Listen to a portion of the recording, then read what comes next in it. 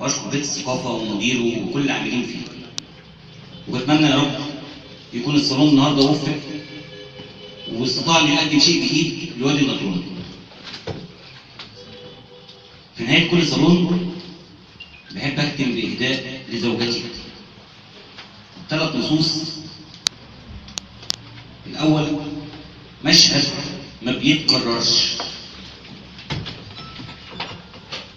المشهد ما بيتكررش. العيون اللي دايما معانا بتحسب علينا النظره اللي شغلت عنا، وبقينا لاول مره لوحدينا رغم الزحمه اترسمت في عينينا نظرات الربكه.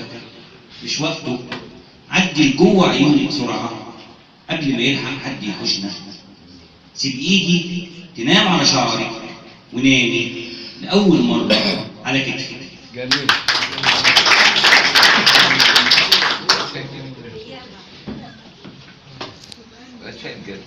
لا مش قوي برضه.